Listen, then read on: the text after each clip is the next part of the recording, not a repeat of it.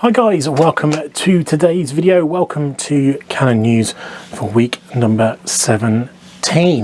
Now I have moved these slots around a little bit, so the news is now going to be on Tuesdays, not Mondays, to spread it out from the Sunday video. That will come out again this Sunday. Missed this Sunday, just gone. I needed a break, if I'm totally honest. Yes, I've been doing a minimum of 2, 3 and sometimes 4 videos a week since the new year. With 5 months in now, I kind of need a little bit of a break, so I've got them moving around a bit to give me some days breaks in between, because I do work a full job outside of this as well. This is extra to my day, so going to move them around. You're going to have your Sunday video. This is going to be now on a Tuesday. Retro review is coming back. It's going to be on a Thursday and then Sunday, and then it gives me spots if I'm doing unboxing. If I do get some new stuff, that'll be on a Friday, and then anything sort of breaking news, anything like that at all. If anything happens, something gets launched suddenly, that'll go in on a Saturday.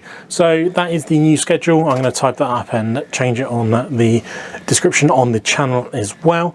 But let's get into the news stories for this week. So the first news story today is Canon have launched an RF 75-300 f4 to 5.6 telephoto lens. This is a really good, in my opinion, entry-level wildlife kind of, even to a point, sports lens. If you have got like an R10 and R50, something entry-level body-wise, and you want a lens with that big zoom that you can rely on and just get some decent photos, not necessarily the most amazing photos in the world, but some pretty decent photos, especially with today's technology. I started off with my photography. The first lens I ever had was an EF 75-300, so a lot of my really early photos on the 20D were all taken with this kind of telephoto length, and it's really useful. So in the crop sensors they put here, you get a 120-480mm effective reach, so you are getting a really nice sort of range there, and you are going to get fairly decent detail, especially being the more modern technology. It's not going to be the best in low light, but you know, you're going to have it on an entry-level body. You're not going to put this lens on an R3 or an R6 Mark III or anything like that at all. So really happy to see this in here and to see they've launched this out. Let's have a look, see if they've got any pricing available yet on it. Doesn't look like it yet, but it's not going to be a massive expensive lens. I can foresee this one probably being £300 to £400 maximum to make it worthwhile.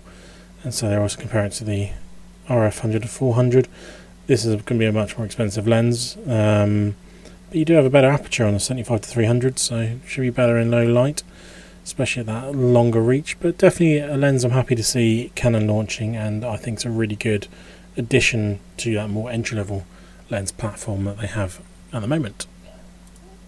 Next story we've got here is there's potentially an issue with update 1.0.3 for the R5 Mark II with autofocusing and it affecting how the autofocus works and everything like that at all. So the guys in Canon Rumors here have seen there's been a difference between their firmware update going from 1.0.0 to 1.0.3.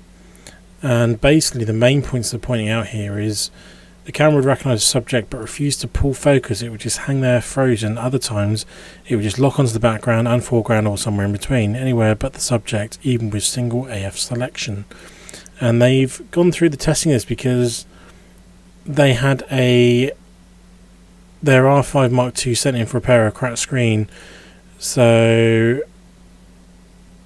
Canon sent them a loaner with firmware 1.0.2, and the focusing was working as he expected when he had his camera on 1.0.0.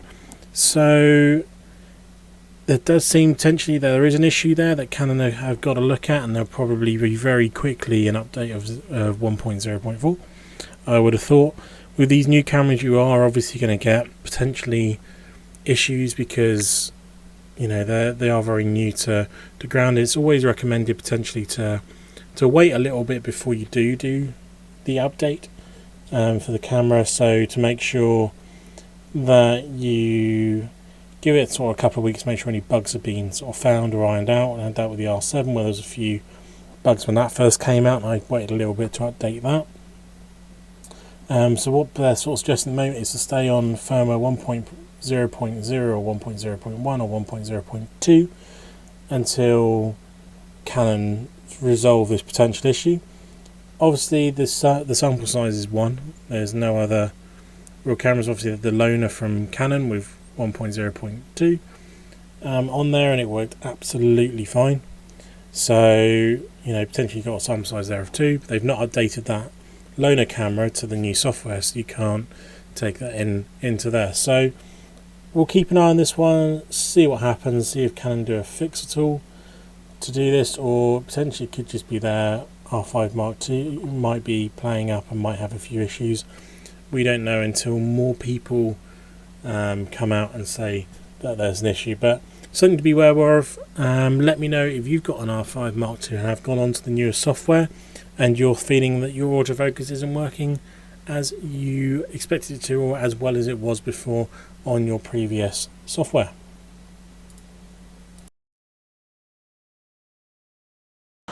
So that's the news for this week. Obviously you've got that really nice compact, should be fairly cheap, 75 to 300mm lens. I think that's a great option if you're just starting out in wildlife. In sports you've got say an R10, an R50, anything like that at all, and you just want a basic long lens. It's going to do the job absolutely perfectly. If you don't have the money for the 100 or 400, it's going to work great, I think. I would like to test one at some point. If Canon would love to send me one, that'd be great. I'll give that a test. Big news though is the R5 Mark II and that potential focusing issue coming from that latest update.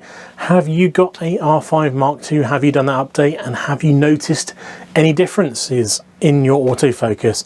And let me know in the comments down below. And maybe you just haven't noticed yet. Maybe you used it and thought, something doesn't feel the same, but I can't pinpoint it. Maybe that's the issue. Just let me know down below if your thoughts, if you updated it, had no problems at all. That's also a great thing to know, because it means this might be an isolated case just for those folks. But if there's any news stories I have missed, please let me know again, as always, in the comments so I can pick them up next week. Hope you enjoyed the video. Please subscribe if you want to see more content, and I will catch you in the next one. Have a great week. Goodbye.